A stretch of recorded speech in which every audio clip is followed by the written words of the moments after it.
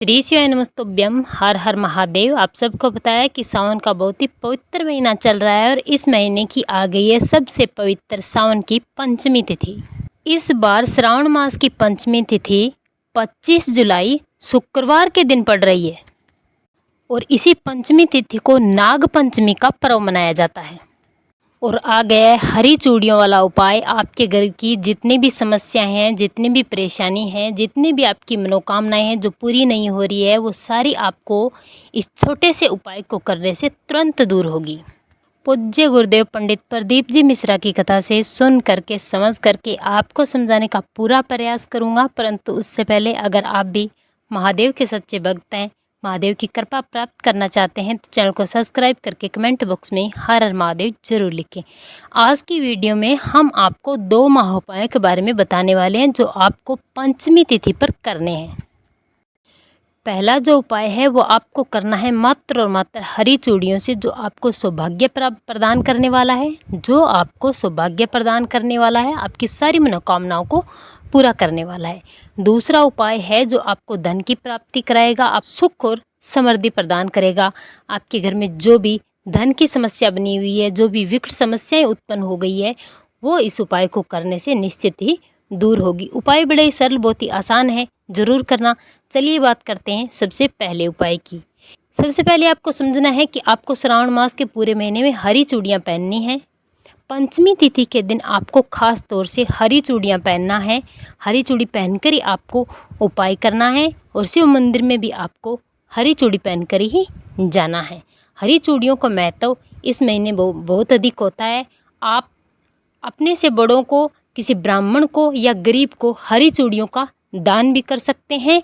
चलिए बात करते हैं उपाय की। इस उपाय के लिए आपको 1 जोड़ी हरी चूड़ी लेनी है, साथ में लेना है 1 लोटा शुद्ध जल। इसे लेकर आपको चले जाना है बेलपत्री के वृक्ष के नीचे। देखिए, श्रावण मास में भगवान शिव माता पार्वती के साथ बेलपत्री के वृक्ष में विराजमान होते हैं और पूरे महीने बेलपत्री के वृक्ष में रहते हैं।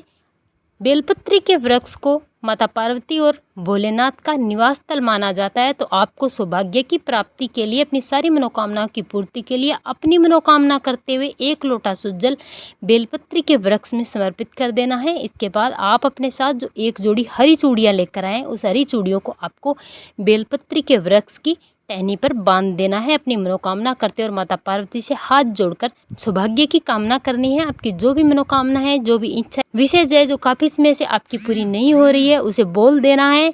माता रानी की कृपा दृष्टि आप पर ऐसी होगी कि सावन का महीना खत्म होने से पहले ही आपकी सारी मनोकामनाएं पूरी जरूर होगी।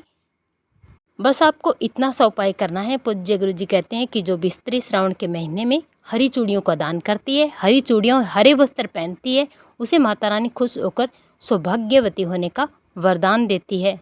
चलिए अब बात करते हैं पूज्य गुरु जी द्वारा बताए गए सबसे विशेष उपाय की। ये उपाय अगर आप श्रावण महीने में करते हैं तो आपकी समस्त मनोकामनाओं की पूर्ति होती है और जो भी अड़चनें आपके जीवन में आ रही है, आपके कार्यों में आ रही है, आपके व्यापार और कारोबार में आ रही है, वो शीघ्र ही दूर होती है।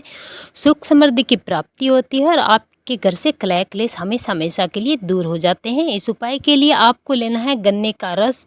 ध्यान रखना, गन्ने के रस में आपको और कुछ भी नहीं डालना है। बिना नमक रहित आपको गन्ने का रस लेना है।